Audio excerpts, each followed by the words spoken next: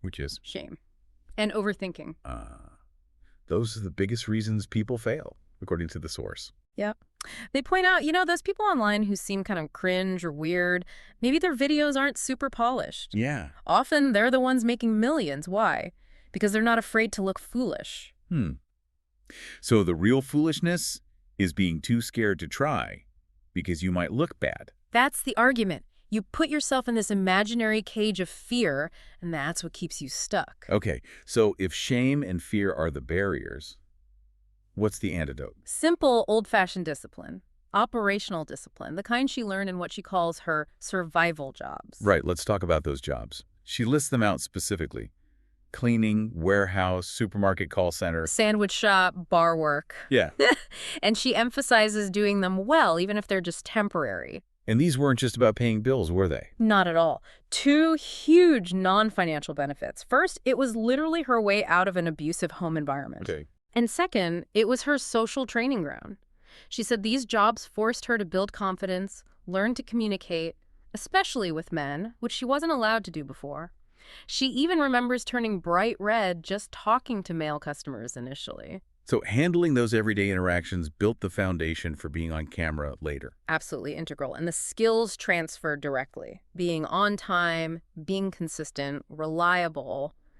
The basics you learn in those jobs. Yeah. That's the exact discipline she applies now to creating content and managing sponsorships. Brands apparently love working with her because she's professional, treats it like a real job. Like the job she learned respect for in the warehouse. Exactly. Which leads us kind of naturally to strategy, because this creator, even though she's selling this dream of, instant viral wealth. She's actually incredibly strategic. Extremely. A major risk manager. She outlines multiple backup plans, these layers of security. It's the total opposite of some fly-by-night influencer thing. Okay, let's unpack those layers. This seems really important for understanding the generational wealth idea.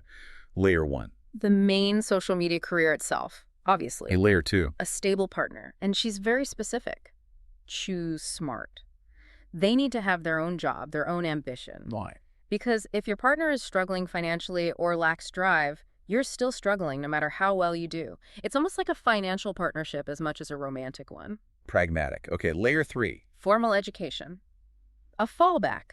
She specifically got a degree in administration and office work. So she could be like a bookkeeper or an admin assistant if everything else failed. Precisely. Acknowledging the instability of the digital world. And layer 4 is continuous skills learning. But not expensive courses. No. Things like massage, cooking, makeup, learned using free tools, her phone, ChatGPT, online videos, practical free skills. That's quite a safety net. Yeah. Chase the dream, but keep your feet firmly planted in reality. Totally. It's a really grounded approach beneath the viral hype. Okay, but back to the content itself. For it to work, for it to resonate, what's the key? Intention. It all comes down to intention. The source calls authenticity one of the highest vibrations. Even higher than love, apparently. Wow. Higher than love. In terms of audience connection, yeah. Her success, she believes, comes from a pure intention to genuinely help people. Teach them something, entertain them, make them laugh. If you're just doing it to get famous or just to get money, people sniff that out. It doesn't resonate. The vibration is wrong. So that connects back to the mindset Yeah. thing. If you hate your day job, that low energy It comes through in your content. It feels inauthentic, fails the pure intention test. Your internal state shapes the external product. So the goal has to be genuine help, teaching a skill, or even just emotional connection. Yeah, like actors or singers helping people through heartbreak by sharing something real. Anything that lifts people out of their problems. Okay, let's talk money then. Yeah. Monetization. Because the numbers are significant. She reports earning, what, $1 to $2 million a year? Yeah, 6 figures a month. Mainly from 4 platforms: YouTube, Instagram, TikTok, and Snapchat. How does that break down? Is it just ads? No, it's more structured. YouTube is ads and sponsorships. But the key is how she handles sponsorships. Okay. She sets a firm, high price, justifies it with her engagement stats and reliability.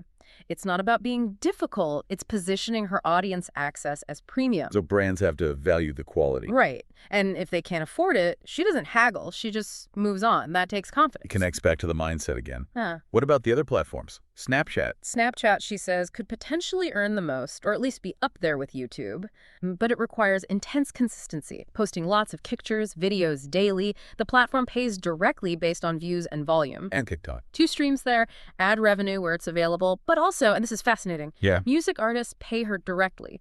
Thousands per video sometimes, just to use their sound. She helps make songs trend. Whoa.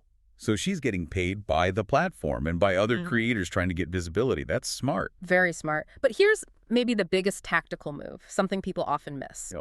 Don't just focus on the English-speaking market. Why not? It's saturated. You're competing with millions globally. But if you create content in your native language, assuming it's not English, Less competition. way less competition, you can dominate a niche within a specific